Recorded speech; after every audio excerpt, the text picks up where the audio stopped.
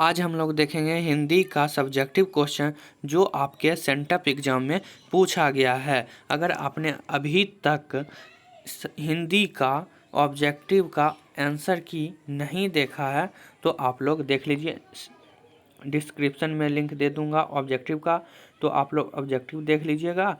और यहाँ पर आज मैं सब्जेक्टिव कराऊंगा, जो आपको ये भी 50 नंबर में पूछा जाता है सब्जेक्टिव और 50 नंबर में ऑब्जेक्टिव। तो चलिए स्टार्ट करते हैं। तो सबसे पहला प्रश्न है आपका, निम्नलिखित में से किसी एक विषय पर निबंध लिखें। तो देख लीजिए, ये आपको 5 दे दिया है ऑप्शन। आप 5 में से किसी एक पर भी निबंध लिख सकते हो। जैसे कि यहाँ पर देख सकते हो, पहला दे दिया है भारत में आतंकवाद, दूसरा दे दिया है समय का महत्व, तीसरा दे दिया है दुर्गा पूजा, और चौथा दे दिया है अपने जीवन का उद्देश्य, और पांचवा दे दिया है आपका स्वतंत्रता दिवस। तो आप लोग इस पांचों में से किसी एक पर निबंध 250 शब्द से 300 शब्द तक के बीच आप लिख सकते हो, तो आपको उसमें 10 नंबर मिलेगा। लेकिन यहाँ पर अगर हम यहाँ पर लिखेंगे तो वीडियो काफ़ी लंबा हो जाएगा, इसलिए भारत में आतंकवाद का निबंध मैं टेलीग्राम पर डाल दिया हूँ। आप लोग टेलीग्राम पर से ले लीजिए, या डिस्क्रिप्शन में लिंक दे दूँगा टेलीग्राम का, आप लोग ज्वाइन कर लीजिए, नहीं है तो और वहाँ से ले लीजिए। इसका नहीं दूँगा तो आंसर दूंगा उसका जो आपको क्वेश्चन किताब बुक से पूछा गया है। तो चलिए क्वेश्चन नंबर ये 1 हो गया। क्वेश्चन नंबर 2 की ओर चलते हैं। क्वेश्चन नंबर 2 कह रहा है, निम्नलिखित में से किन्हीं दो अवतरणों की स्वप्रसंग व्याख्या की करें। निम्नलिखित में से किन्हीं दो अवतरणों का स्वप्रसंग व्याख्या करें। तो आपको 4 दे दिया है, तो इसमें से हम लोग 2 का स्वप्रसंग व्याख्या करेंगे आंसर के साथ।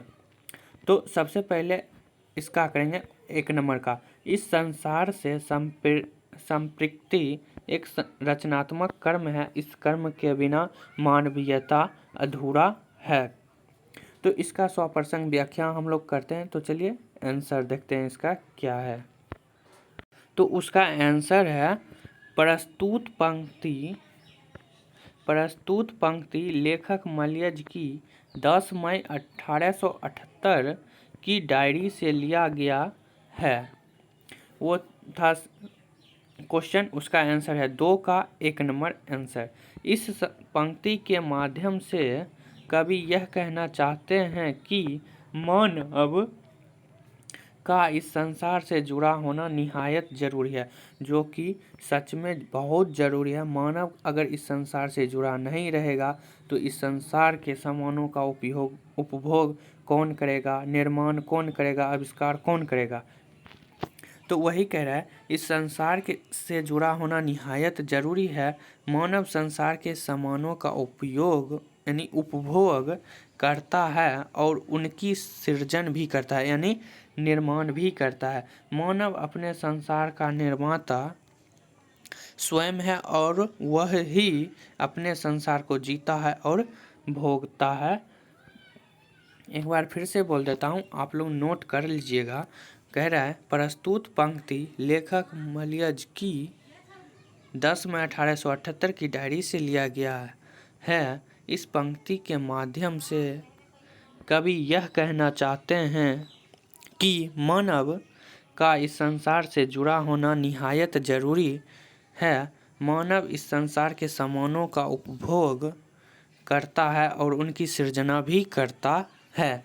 मानव अपने संसार का निर्माता स्वयं है, वही अपने संसार को जीता है और भोगता है। 2 का 1 नंबर आंसर।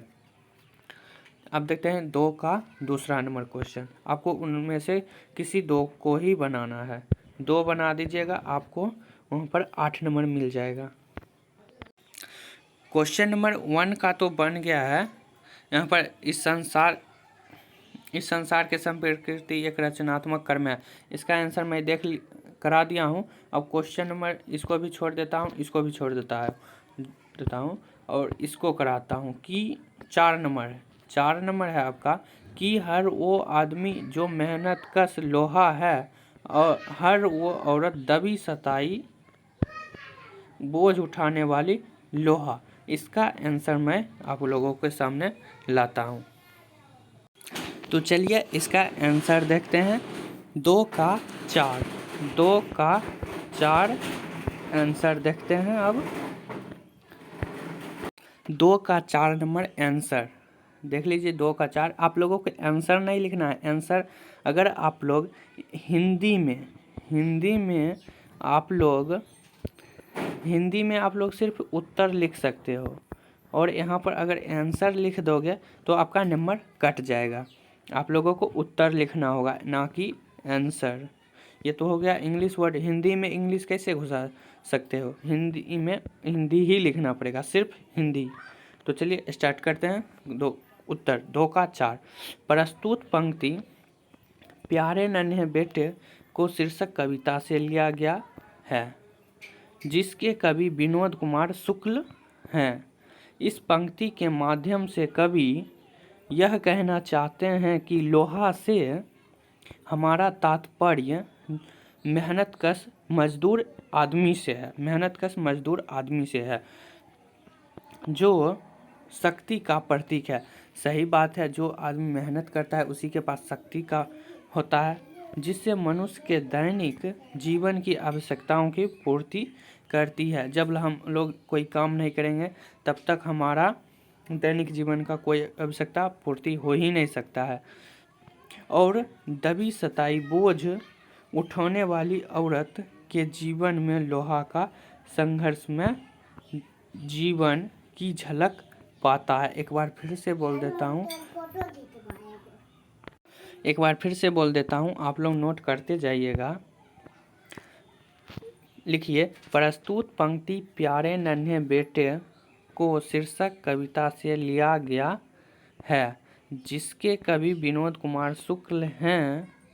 इस पंक्ति के माध्यम से कवि यह कहना, आप लोग वीडियो को रोक दीजिए और लिख लीजिए कि लोहा से हमारा तात्पर्य मेहनतकश मजदूर आदमी से है, जो शक्ति का प्रतीक है, जिससे मनुष्य के दैनिक जीवन की आवश्यकताओं की पूर्ति करती है। और दबी सताई बोझ उठाने वाली औरत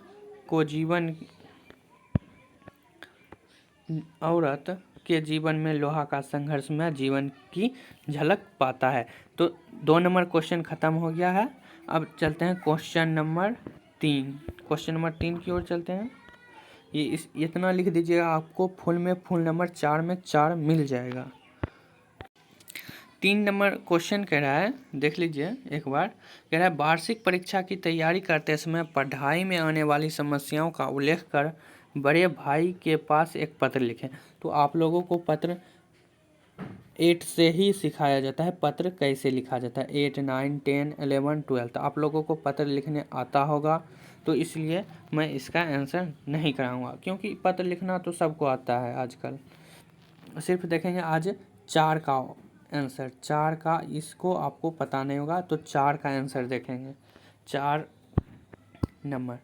नंबर क्वेश्चन कह रहा है, निम्नलिखित प्रश्नों में से किन्हीं 5 का उत्तर दें। निम्नलिखित प्रश्नों में से किन्हीं 5 का उत्तर दें। हम लोगों को 10 क्वेश्चन दिया गया है, इनमें से हमें 5 का आंसर देना है। तो 5 का आंसर मैं देता हूँ अभी। क्वेश्चन नंबर 1, अगर हमें वाक शक्ति ना होती तो क्या होता? अगर हमें वाक शक्ति नहीं होता तो क्या होता? तो इसका आंसर देखते हैं क्या होता है। 4 का 1 नंबर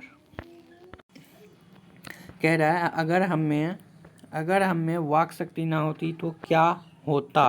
तो इसका आंसर है, अगर हमें वाक शक्ति ना होती तो हम नहीं जान पाते कि इस गूंगी सृष्टि का क्या हाल होता। किसी को भी सुख दुख का अनुभव नहीं होता, क्योंकि हम लोग अगर बोल नहीं पाते, अगर हम अपना विचार अपने फ्रेंड को या किसी को भी प्रकट नहीं कर सकते हैं, वो भी अपना विचार प्रकट नहीं कर सकता है, तो इसमें सुख दुख का अनुभव नहीं पता चलता है। वही कह रहा है, अगर हमें वाक शक्ति ना होती तो हम नहीं जानते कि इस गूंगी सृष्टि का क्या हाल होता।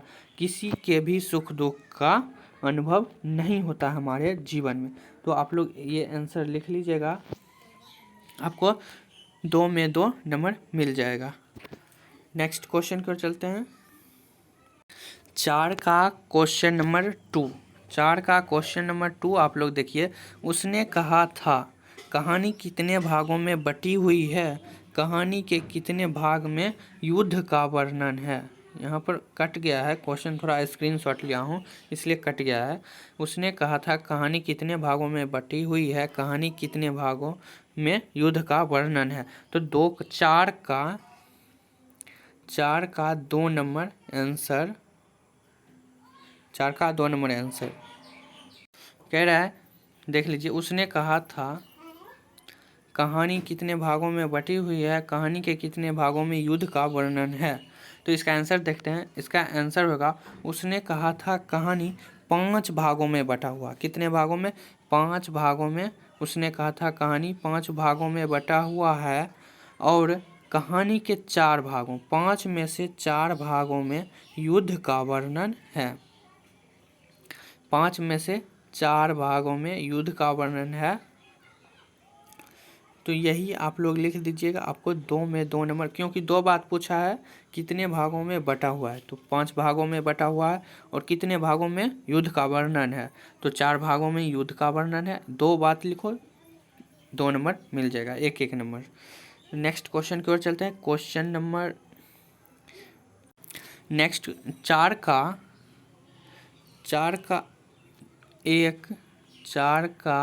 1 नंबर, 2 नंबर हो गया है। जो बहुत आसान है उसको मैं बता दिया हूँ और जो अब आसान है उसको मैं बताऊँगा। क्वेश्चन नंबर 6 का जो आपको 2 मिनट में आंसर लिख दूंगा। ये भी हल्का है, ये भी हल्का है, लेकिन सबसे हल्का जो है उसको मैं अभी बता रहा हूँ। क्वेश्चन नंबर 6, 4 का 6 नंबर। 4 का 6 नंबर क्वेश्चन कह रहा है उत्सव कौन और क्यों मना रहे हैं। उत्सव कौन और क्यों मना रहे हैं। 4 नंबर का क्वेश्चन है, 6 नंबर का क्वेश्चन है आपका, उत्सव कौन और क्यों मना रहे हैं। तो चलिए इसका आंसर देखते हैं। इसका आंसर हो जाएगा इस पाठ में वर्णित कवि के अनुसार। इस पाठ में यानी युद्ध का जो वर्णन उत्सव क्यों मना रहे हैं, उस पाठ के अनुसार कुछ लोगों को यह बता दिया है उसकी सेना विजय प्राप्त की है। यानी कि वहाँ के राजा जो थे वहाँ के प्रजा को बता दिए हैं कि उसकी सेना विजय प्राप्त हो गई है। और कुछ लोगों को यह भी पता नहीं था कि कौन जीता है, राजा जीता है कि सेना जीता है। तो आप लोग ये आंसर लिख दीजिएगा, आपको फुल में फुल नंबर मिल जाएगा। एक बार फिर से बोल देता हूँ। इस पाठ में वर्णित कवि के अनुसार कुछ लोगों को यह बता दिया गया है उसकी सेना विजय प्राप्त की है और कुछ लोगों को यह भी पता नहीं है कि कौन जीता है, राजा या सेना। नेक्स्ट क्वेश्चन की ओर चलते हैं। 6 नंबर क्वेश्चन हो गया। 4 का 6 नंबर तक क्वेश्चन हो गया है। 7 नंबर क्वेश्चन अब करते हैं। 7 नंबर क्वेश्चन कह रहा है बिटिया कहाँ कहाँ लोहा पहचान पाती है। बिटिया जो है लोहा कहाँ कहाँ पहचान पाती है। तो ये विनोद कुमार शुक्ल रचित प्यारे नन्हे बेटे को चैप्टर से क्वेश्चन है। बिटिया कहाँ कहाँ लोहा पहचान पाती है। तो चलिए इसका आंसर देखते हैं। 4 का 7 नंबर, 4 का 7 नंबर का आंसर देखते हैं। 4 का 7 नंबर आंसर, जो बिटिया अपने आसपास उपस्थित लोहे को पहचान पाती है। यानी बिटिया के आसपास उसके नज़र के सामने जो लोहा था उसको वो पहचान पाती है और क्या क्या लोहा था उसका नाम वो बताती है। उसके आसपास चिमटा, कलछुल, कढ़ाई, सरसी, दरवाजे की सांकल। सांकल मतलब होता है सिकड़ी। दरवाजे में जो सिकड़ी लगता था पुराने ज़माने में 10 साल पहले, वो सिकड़ी को ही सांकल कहते हैं। कब्जा, पेंच तथा कुदाल में लोहा पहचान पाती है। चलिए एक बार फिर से बोल देता हूँ। बिटिया अपने आसपास उपस्थित लोहे को पहचान पाती है। उसके आसपास चिमटा, कलछुल, कढ़ाई, सरसी, दरवाजे की सांकल, कब्जा, पेंच तथा कुदाल में लोहा पहचान पाती है।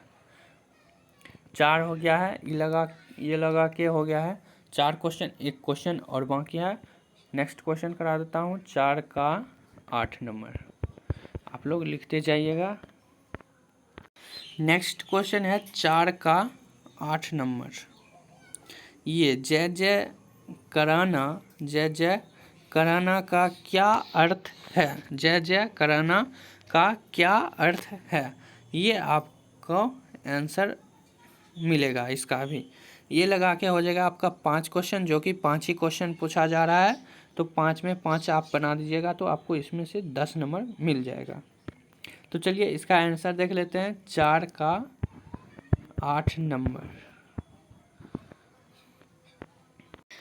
कह रहा है, कवि के अनुसार, जो इस चैप्टर के कवि हैं उस कवि के अनुसार सत्ता पक्ष के वैसे जनप्रतिनिधि जो आज राष्ट्रीय गान के समय आम आदमी को जुटाकर अपनी जय जयकार करवाते हैं। जैसे कि अभी वोटिंग का समय चल रहा है, तो आपके गांव में आप जहां से रही हो वहां आपको देखते होंगे कि जनप्रतिनिधि अपने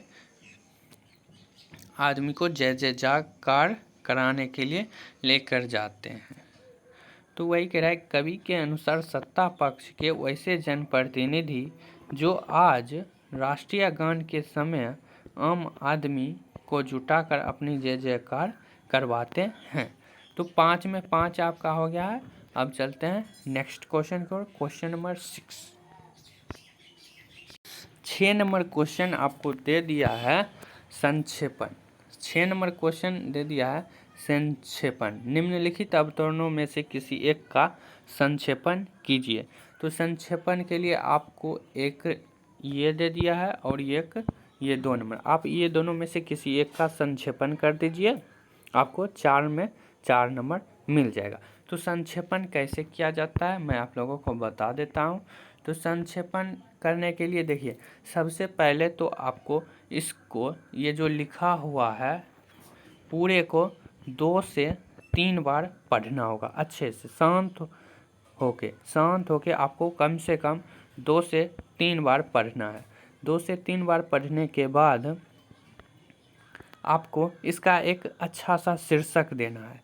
शीर्षक दे दीजिएगा आप लोग, शीर्षक अच्छा सा एक शीर्षक दे दीजिएगा। उसके बाद शीर्षक देने के बाद आप ये वर्ड गानिए, गिनती कर लीजिएगा 1 2 3 4 5 6 7 8 9 10 11।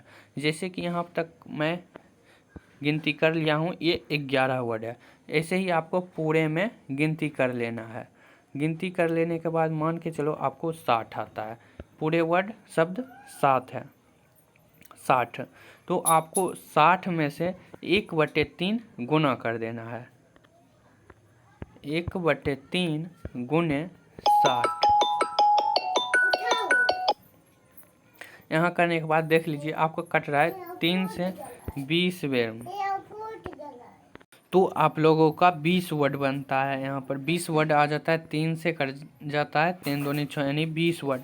तो 20 शब्द में आपको इसका आंसर लिखना है। तो आप लोगों सबके दिमाग में अलग अलग विचार आता है, सबका शीर्षक अलग अलग होता है, इसलिए आप लोग एक अच्छा सा शीर्षक चुनकर इसको लिख दीजिएगा। आपको 4 में 4 और ये 20 वर्ड, मान के चलो 100 होता है तो 3 से काट दीजिए यानी 33 वर्ड। 33 वर्ड कह रहा है तो आप लोग 40 वर्ड तक इसका आंसर लिख सकते हैं। तो चलिए 6 एक हो गया, इसमें एक ही कह रहा था। अब नेक्स्ट क्वेश्चन को चलते हैं। क्वेश्चन नंबर 6 हो गया लेकिन 5 छूट गया था, ठीक है। 5 नंबर क्वेश्चन कह रहा है, निम्नलिखित प्रश्नों में से किन्हीं 3 के उत्तर दें। निम्नलिखित प्रश्नों में से किन्हीं 3 का उत्तर दें।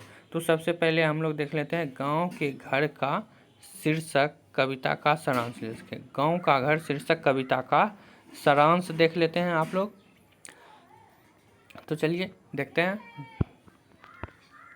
तो चलिए गांव के घर का सारांश देखते हैं। 2 नंबर क्वेश्चन था आपका। क्वेश्चन नंबर 5 का 3 या 4 नंबर क्वेश्चन है गांव का घर सारांश। तो गांव के घर के लेखक हैं ज्ञानेंद्र पति।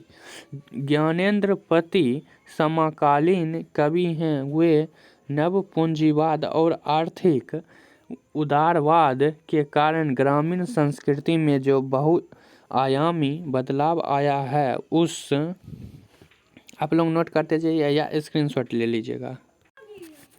संस्कृति को नष्ट होता हुआ देख दुखी होते हैं। उन्होंने जो बचपन के दिन गुजारे हैं वह स्मृतियों में वैसे आता है, इसलिए वे गांव के घर याद करते हैं। कवि घर के अंतःपुर की चौखट याद करता है। वह घर के चौखट से पास होकर जैसे ही बाहर निकलता है तो बदलाव देखकर क्षुब्ध होता है। तो आप लोग एक काम करिए, यहाँ से आप लोग स्क्रीनशॉट ले लीजिए। स्क्रीनशॉट ले लेने के बाद आप लोग लिख लीजिएगा।